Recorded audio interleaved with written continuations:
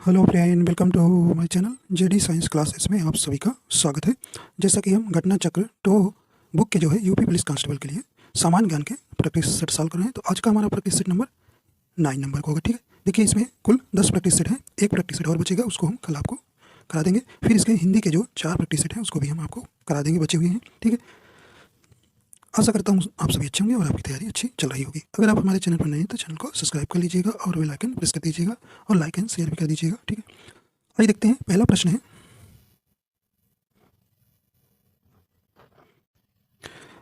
पहला देखिए करंट का प्रश्न है कि नवंबर 2023 में कौन प्रमुख व्यापारिक संगठन federation of Indian chamber of commerce and industry FICCI के अध्यक्ष चुने गए हैं। आपको यहाँ बताना है कि फिक्की के अध्यक्ष कौन नए अभी हाल में ही बने हैं। यहाँ पे आपका सही ऑप्शन हो जाएगा, कौन हो जाएगी, कहने कि उदय कोटक है, संजीव मेहता है, सुब्राकांता पांडा है या अनीस शाह है। यहाँ पे आपका सही ऑप्शन हो जाएगा, ऑप्शन नंबर डी हो जाएगा। अनीस शाह जो हैं फिक्की के नए अध्यक्ष चुने गए हैं। तो यहाँ आपका सही ऑप्शन हो जाएगा, ऑप्शन नंबर डी नंबर सही हो जाएगा। आइए देखते हैं अगला प्रश्न है, उत्तर प्रदेश का सबसे बड़ा वन्य जीव विहार है। आपको यहाँ बताना है उत्तर प्रदेश का सबसे बड़ा वन्य जीव विहार है। राइट आंसर हो जाएगा, सही ऑप्शन हो जाएगा कौन सा, कहने चंद्रप्रभा, किशनपुर, हस्तिनापुर या रानीपुर। यहाँ पे सही ऑप्शन हो जाएगा, ऑप्शन नंबर सी हो जाएगा। हस्तिनापुर जो है उत्तर प्रदेश का सबसे बड़ा वन्य जीव विहार है। राइट आंसर आपका यहाँ सी नंबर सही हो जाएगा। ठीक है, तो इसका कुल जो है वर्ग किमी कितना है, 2073 वर्ग किमी क्षेत्रफल में ये फैला हुआ है। ठीक है, इसकी स्थापना कब हुई थी, 1986 में। ठीक है, तो ये आपको ध्यान रखना है। और जो है ये किस किस जिले में फैला हुआ है, तो ये मुजफ्फरनगर, मेरठ, हापुड़, अमरोहा, बिजनौर और बलिया में। ठीक है, तो ये आपको यहाँ ध्यान रखना है।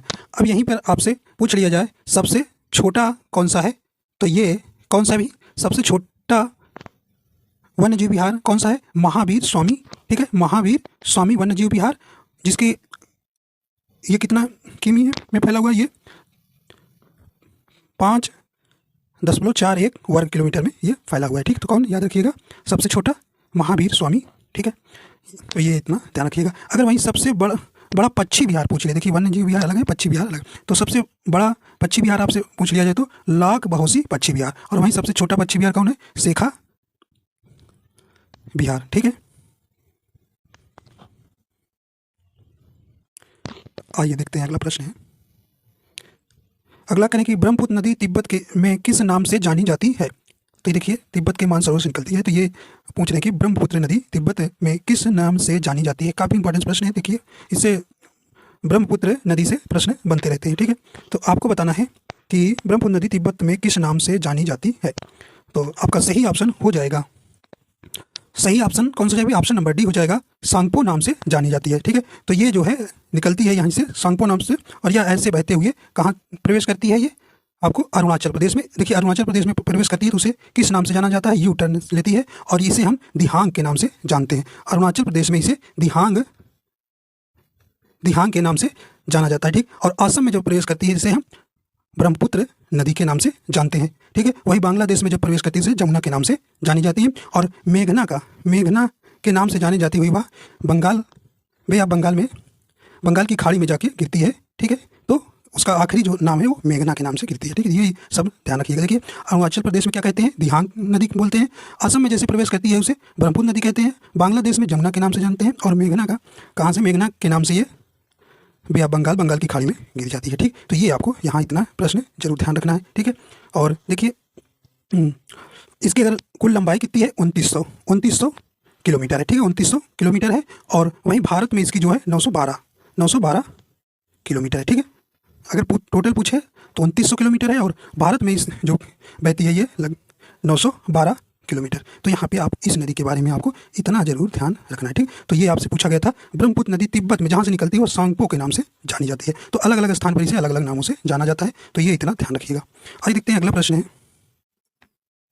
कह रहे कि निम्नलिखित में से किस स्थान पर भारतीय सब्जी अनुसंधान संस्थान है। तो आपको बताना है किस स्थान पर भारतीय सब्जी अनुसंधान संस्थान है। कह रहे आगरा में, कानपुर में, लखनऊ में, वाराणसी में। सही ऑप्शन आपका यहाँ हो जाएगा।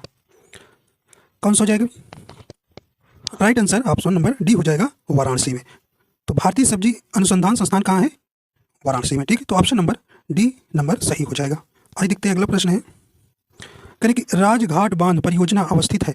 आपको बताना है राजघाट बांध परियोजना अवस्थित है, करें कि गोमती नदी पर, टोंस नदी पर, केन नदी पर, या इनमें से कोई नहीं। तो यहाँ पे आपको सही ऑप्शन हो जाएगा। तो सही ऑप्शन कौन सा हो जाएगा? ऑप्शन नंबर यहाँ डी हो जाएगा, इनमें से कोई नहीं, इनमें से कोई नहीं। तो देखिए राजघाट बांध परियोजना जो है उत्तर प्रदेश के, यूपी के कहाँ है? ये ललितपुर में, ललितपुर में जो है जनपद में बेतवा नदी के, कहाँ? बेतवा नदी पर बनाया गया है, ठीक है, बेतवा नदी पर बनाया गया है। तो ये आपका सही ऑप्शन हो जाएगा, डी नंबर सही हो जाएगा, ठीक है। और इसे जो है रानी लक्ष्मीबाई बांध परियोजना के नाम से भी जाना जाता है, ठीक है। तो राजघाट बांध परियोजना को किसके नाम से जाना जाता है? रानी लक्ष्मीबाई बांध परियोजना के नाम से भी जाना जाता है। यह जो है उत्तर प्रदेश तथा मध्य प्रदेश सरकार की संयुक्त परियोजना, ऐसा भी पूछा जाएगा, इनमें से कौन सी परियोजना जो है उत्तर प्रदेश तथा मध्य प्रदेश की संयुक्त परियोजना है? तो आप बताएंगे राजघाट बांध परियोजना या रानी लक्ष्मीबाई, ठीक है, बांध परियोजना। ये आपको ध्यान रखना है। और ये देखते हैं अगला, कह रहे हैं कि धर्मराज रथ स्मारक कहाँ स्थित है? आपको बताना है धर्मराज रथ स्मारक कहाँ स्थित है। सही ऑप्शन आपका यहाँ हो जाएगा, करें कि खजुराहो में, सुचिंद्रम में, महाबलीपुरम में, या कांचीपुरम में। सही ऑप्शन आपका हो जाएगा। तो ये कहाँ है भी धर्मराज रथ स्मारक? ऑप्शन नंबर सी हो जाएगा, महाबलीपुरम में। ये आपका सही ऑप्शन हो जाएगा। ये कहाँ है? महाबलीपुरम, ये तमिलनाडु में है, ठीक है, ये याद रखिएगा, तमिलनाडु में, ठीक है। तो ये आपका सही ऑप्शन हो जाएगा, ठीक है। और जो है इसमें कुल 5 रथ दर्शाए गए हैं, ठीक है, 5 रथ दर्शाए गए हैं। देखिए पहला धर्मराज रथ, भीम रथ, अर्जुन रथ, द्रौपदी रथ, नकुल सहदेव रथ शामिल है, ठीक। और धर्मराज रथ सबसे बड़ा तथा द्रौपदी रथ सबसे छोटा है, ठीक है। तो ये भी ध्यान रखिएगा। आइए देखते हैं अगला है, किस प्रकाश के रंग का तरंग दैर्घ्य सबसे अधिक होता है? आपको बताना है किस प्रकाश के रंग का तरंग दैर्घ्य सबसे अधिक है। तरंग दैर्घ्य मतलब वेवलेंथ, ठीक है। सही ऑप्शन आपका यहाँ हो जाएगा। तो ऑप्शन नंबर कौन सा हो जाएगा भी? सबसे अधिक आपसे पूछा जा रहा है, राइट आंसर हो जाएगा। तो ऑप्शन नंबर डी नंबर सही हो जाएगा, नारंगी, ठीक है। ऑप्शन नंबर डी यहाँ सही हो जाएगा। तो आप जानते हैं प्रकाश में 7 विभिन्न रंग होते हैं, ठीक है, बैगनी, जामुनी, नीला, हरा, पीला, नारंगी और लाल। देखिए बैगनी रंग की तरंग दैर्घ्य सबसे क्या होती है भी?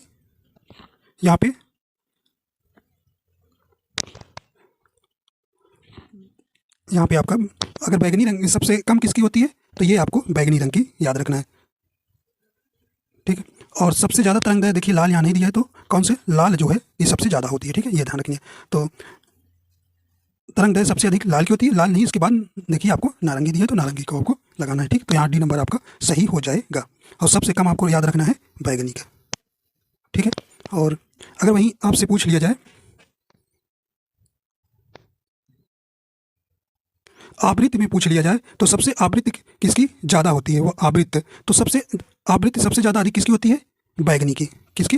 बैगनी की। और आवृत्ति सबसे कम किसकी होती है? लाल की, ठीक है। तो ये आपको दोनों में अंतर ध्यान रखना है, ठीक है। तो यहाँ पे लाल ना होने के कारण आपको क्या लगाएंगे? दूसरे नंबर पे नारंगी आएगा, ठीक है। सितंबर 2023 में पहली उत्तर प्रदेश अंतर्राष्ट्रीय व्यापार प्रदर्शनी 2023 कहाँ आयोजित हुई? तो ये करंट का है प्रश्न, सही ऑप्शन आपका हो जाएगा। तो ये कहाँ हुआ है? यानी कि वाराणसी में, लखनऊ में, ग्रेटर नोएडा में, या आगरा में। सही ऑप्शन नंबर सी हो जाएगा, ग्रेटर नोएडा में, ठीक है। तो ऑप्शन नंबर सी यहाँ पर सही हो जाएगा। देखिए 21 से 25 सितंबर 2023 के मध्य पहली उत्तर प्रदेश, देखिए पहली है तो इंपॉर्टेंस है, पहली उत्तर प्रदेश अंतर्राष्ट्रीय व्यापार प्रदर्शनी 2023 उत्तर प्रदेश के ग्रेटर नोएडा में India expo centre and mart में आयोजित हुई। इसका उद्घाटन जो है किसने किया है? तो इंपॉर्टेंट हो जाता है, राष्ट्रपति द्रौपदी मुर्मू ने किया था, ठीक है। तो ये आपको ध्यान रखना है। आइए देखते हैं अगला प्रश्न क्या कह रही है। कह रहे कि निम्नलिखित में कौन सी तंत्रिका तंत्र की मूल संरचनात्मक और कार्यात्मक इकाई है? तो ये आपसे पूछा जाता है। सही ऑप्शन हो जाएगा, सही ऑप्शन हो जाएगा ऑप्शन नंबर ए हो जाएगा, न्यूरॉन, ठीक है। तो तंत्रिका तंत्र की मूल संरचनात्मक और कार्यात्मक इकाई कौन सी है? न्यूरॉन। ऑप्शन नंबर यहाँ पर सही हो जाएगा, ठीक है। देखिए इसका कार्य क्या होता है? इसका कार्य जो है मस्तिष्क से सूचना का आदान प्रदान करना है, ठीक है। अक्टूबर 2023 में उत्तर प्रदेश के किस शहर में वायुसेना दिवस परेड और वायु प्रदर्शन का आयोजन किया गया था? देखिए ये जो है जो प्रयागराज में थे, इसमें बहुत भीड़ भी लगी थी, देखिए सब लोग देखने भी गए थे इसके, ठीक है। तो ये आप इसे जानते ही हैं, कहाँ हुआ था ये? ऑप्शन नंबर बी हो जाएगा, प्रयागराज में, ठीक है। प्रयागराज में हुआ था, बहुत सारे आपने यूट्यूब पर वीडियो भी इसके देखे होंगे, ठीक है। तो ऑप्शन नंबर बी राइट हो जाएगा। भारत सरकार द्वारा राजकीय चिन्ह सब कब से अंगीकृत किया गया था? तो ये कब से किया गया था भाई? राइट आंसर हो जाएगा, सही ऑप्शन हो जाएगा, ऑप्शन नंबर डी हो जाएगा, 26 जनवरी 1950 को, ठीक है। तो भारत का सरकार द्वारा राजकीय चिन्ह को 26 जनवरी 1950 को अंगीकृत किया गया था। यह जो है सारनाथ कहाँ है? वाराणसी स्थित अशोक के चतुर्सिंह स्तंभ के शीर्ष से अनुकृत है, ठीक है। तो ये आपसे सही ऑप्शन कौन सा हो जाएगा? डी नंबर हो जाएगा। आइए देखते हैं अगला है, कह रहे कि रूमी दरवाजा उत्तर प्रदेश के स्पेस शहर में स्थित है। काफी इंपॉर्टेंट प्रश्न है, राइट आंसर आपका हो जाएगा। तो ये कहाँ है भी रूमी दरवाजा? ये सही ऑप्शन हो जाएगा आपका, ऑप्शन नंबर ए हो जाएगा, लखनऊ में, ठीक है। तो रूमी दरवाजा उत्तर प्रदेश की राजधानी कहाँ है? लखनऊ में स्थित है, ठीक है। यह एक प्रमुख पर्यटन स्थल है। यह जो है 60 फीट ऊंचा है। कितना आपसे पूछा जाए कितनी ऊंचाई है इसकी? 60 फीट ऊंचा यह एक प्रकार का दरवाजा है, जिसे नवाब आसफ अली दौला ने बनवाया था। किसने बनवाया था भाई? नवाब आसफ अली दौला ने बनवाया था।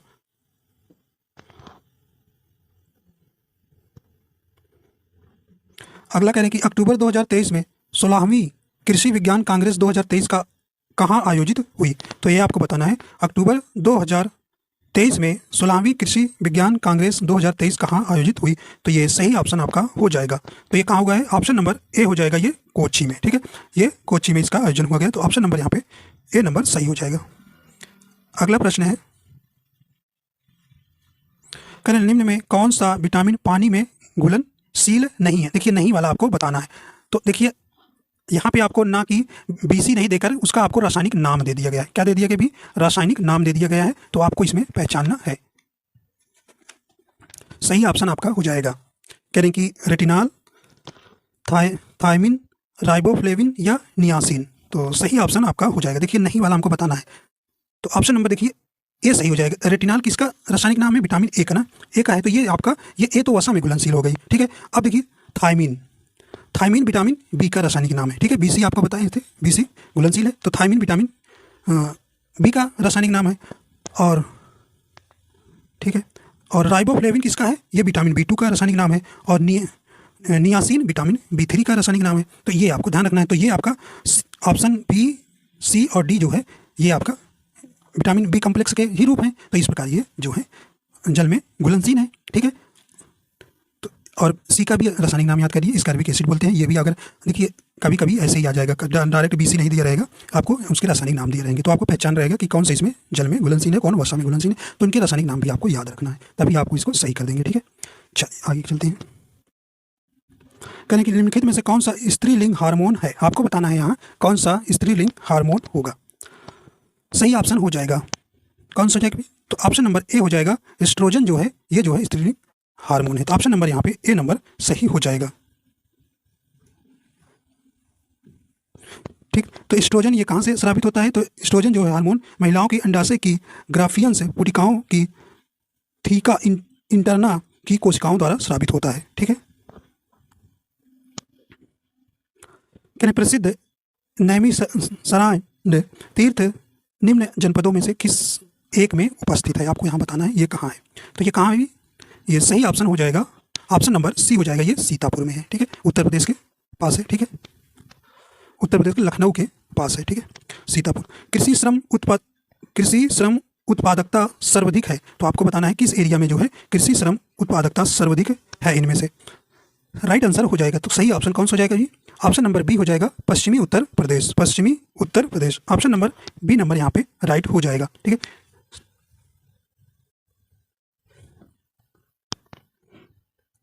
अगला कहना है कि सितंबर 2023 में संपन्न एशिया कप 2023 किस देश ने जीता है? तो ये आप जानते हैं, सही ऑप्शन हो जाएगा। किसने जीता है? तो ये ऑप्शन नंबर ए हो जाएगा, भारत ने ये जो है 8वीं बार ये से कप को जीता है। किसको हराया था ये? तो ये आपको श्रीलंका इसका उप विजेता था, ठीक है। तो ऑप्शन नंबर यहाँ पे ए नंबर सही हो जाएगा।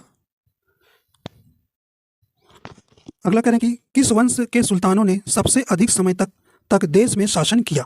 करें खिलजी वंश, लोधी वंश, गुलाम वंश या तुगलक वंश। आपको बताना है यहाँ पे देखिए गुलाम वंश जो है 1206 से 1290 तक था, ठीक है, गुलाम वंश, ठीक है, तो ये आपको ध्यान रखना है। वहीं खिलजी वंश कहाँ कब से कब था? खिलजी वंश जो है 1290 से 1320 तक चला, ठीक है, 1320 तक चला, ठीक है। और लोधी वंश 1451 से 1526, ठीक है, 1451 से 1526 तक चला था, ठीक है, 1526। और तुगलक वंश कब चला? 1320 से 1412 तक, ठीक है, 1412। तो ये आपको बताना है। इसमें पूछा है कि सबसे अधिक समय तक शासन किसने किया है, किसने किया? तो ये आपको दिख रहा है तुगलक वंश ने। तो ऑप्शन नंबर यहाँ पे डी नंबर आपका राइट हो जाएगा। तुगलक वंश ने सबसे अधिक तक समय तक शासन किया था, ठीक है। तो ये 1320 से 1412 ईस्वी तक इन्होंने शासन किया था। तो ये आपको ध्यान रखना है। क्रम आपसे पूछ लिया जाता है लगाने का भी, और इनका शासन काल भी, ठीक है। तो ये यहाँ पे ध्यान रखना है। आइए देखते हैं अगला प्रश्न है। कह रहे हैं अशोक चक्र पुरस्कार की पहली महिला प्राप्तकर्ता कौन है? काफी इंपॉर्टेंट प्रश्न है, सही ऑप्शन आपका हो जाएगा। तो अशोक चक्र पुरस्कार की पहली महिला प्राप्तकर्ता कौन है? कहें कि नीरजा भनोट, साक्षी मलिक, संजना ठाकुर या एम विजया लक्ष्मी।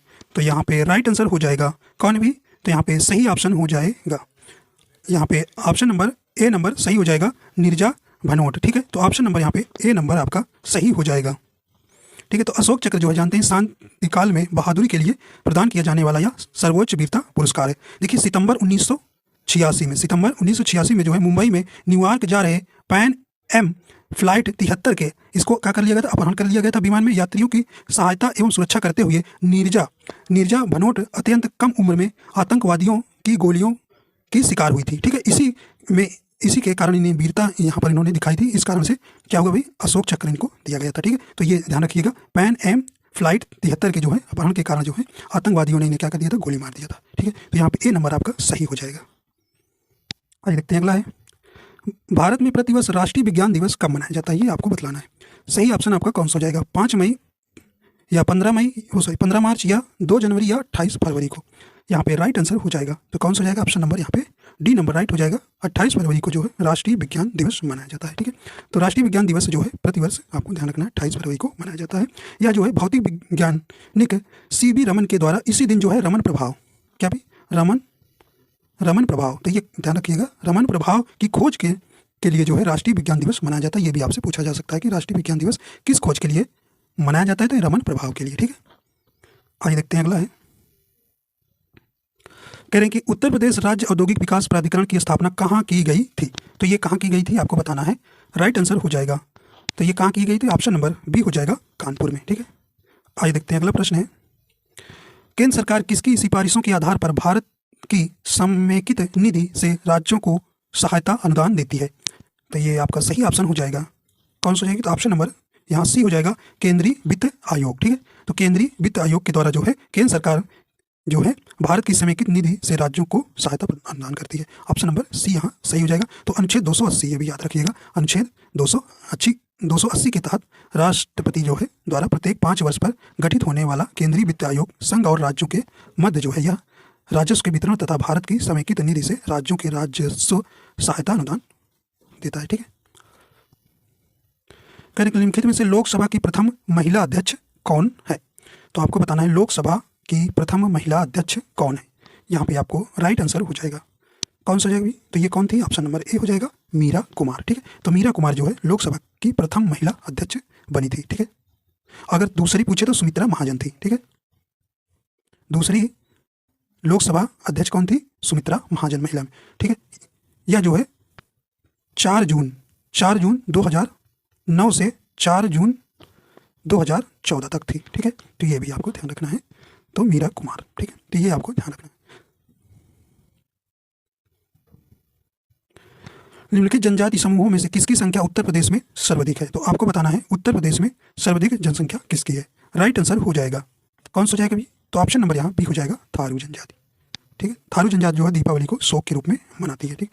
करें कि दुधवा राष्ट्रीय उद्यान किस जनपद में स्थित है? दुधवा राष्ट्रीय उद्यान किस जनपद में स्थित है ये आपको बताना है। कहाँ है ये? सही ऑप्शन नंबर बी हो जाएगा, लखीमपुर खीरी में, ठीक है। तो ऑप्शन नंबर यहाँ पे सही हो जाएगा, ठीक है। तो दुधवा राष्ट्रीय उद्यान उत्तर प्रदेश के लखीमपुर खीरी जनपद में स्थित है, ठीक है। यह जो है उद्यान जो है प्रोजेक्ट टाइगर रिजर्व का भी एक क्या है? भाग है, ठीक है। अगला प्रश्न है, न्यूनतम समर्थन मूल्य द्वारा अनुशंसित है। यहाँ पे सही ऑप्शन हो जाएगा कौन सा जाएगा? ऑप्शन नंबर यहाँ सी सही हो जाएगा, कृषि लागत और मूल्य आयोग। ठीक है,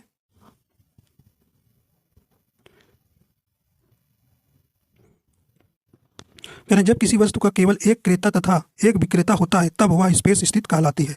तो क्या कहलाता है अभी? यहाँ पे सही ऑप्शन हो जाएगा ऑप्शन नंबर बी हो जाएगा, द्विपक्षीय एकाधिकार। ठीक है, द्विपक्षीय एकाधिकार कहलाता है। ऑप्शन नंबर यहाँ पे बी नंबर सही हो जाएगा। आइए देखते हैं अगला प्रश्न। कह रहे कि घातक मलेरिया फैलाने वाले मलेरिया परजीवी होते हैं। आपको बताना है घातक मलेरिया फैलाने वाले मलेरिया परजीवी कौन होते हैं। यहाँ पे आपका सही ऑप्शन हो जाएगा ऑप्शन नंबर बी हो जाएगा, प्लाज्मोडियम फैल्सीफेरम। ठीक है, निम्न में से कौन सा राज्य नर्मदा नदी की घाटी का हिस्सा नहीं है। तो आपसे बताना है कि नर्मदा नदी जो है किस राज्य में यहाँ पर नहीं बहती है। सही ऑप्शन आपका हो जाएगा, देखिए मध्य प्रदेश के अमरकंटक से ये निकलती है, तो मध्य प्रदेश में तो होता है, गुजरात में भी बहती है, महाराष्ट्र में बहती है। देखिए राजस्थान में नर्मदा नहीं बहती। राइट आंसर आपका यहाँ बी नंबर सही हो जाएगा। ठीक है, या जो है नर्मदा जो है कहाँ, अरब सागर में जाके गिरती है। ठीक है, अरब सागर में गिरती है। ठीक है, तो ये आपका यहाँ पे बी नंबर सही हो जाएगा।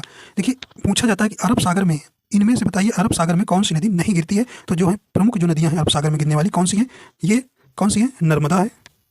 ठीक है, नर्मदा, सिंधु, तापी जिसे ताप्ती कहते हैं, साबरमती और पूर्णा। तो ये नदियाँ जो हैं आपको कहाँ गिरती हैं? अरब सागर में जाकर गिरती हैं। कई बार ये प्रश्न बना है यहाँ से। ठीक है, ध्यान रखिएगा। आइए देखते हैं अगला है, करें हिमालय की सबसे पूर्वी चोटी कौन सी। आपको बताना है हिमालय की इनमें से सबसे पूर्वी चोटी कौन सी हो जाएगी। सही ऑप्शन हो जाएगा ऑप्शन नंबर कौन सा जाएगी? देखिए ऑप्शन नंबर ए सही हो जाएगा, नामचा बरवा। ठीक है, नामचा बरवा जो है ये जो है कहाँ है?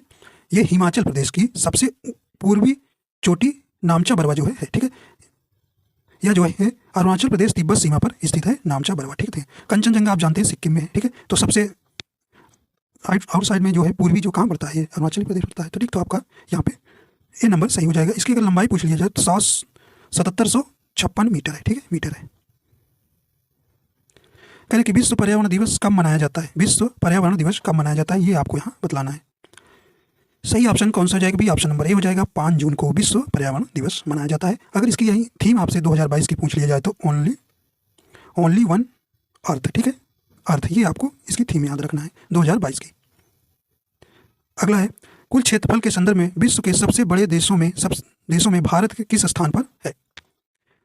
देखिए आप चलिए इसको पहले आंसर देखिए कौन सा जाएगी। ऑप्शन नंबर यहाँ ए नंबर राइट हो जाएगा, 7वें स्थान पर है। ठीक है, 7वें स्थान पर है। ठीक है, यहाँ पे आपको ध्यान रखना है 7वें स्थान पे। अगर क्रम में आपसे सबसे पहला कौन है, ये रूस है। ठीक है, रूस है। ठीक है, रूस है। फिर कौन है? कनाडा है, कनाडा हो गया। संयुक्त राज्य अमेरिका। ठीक है, संयुक्त राज्य अमेरिका हो गया। चीन है, फिर ब्राज़ील है, फिर ऑस्ट्रेलिया है, ठीक, फिर भारत है। ठीक है, तो ये आपको ध्यान रखना है, भारत है। ठीक है, ये यहाँ पे ध्यान रखना है।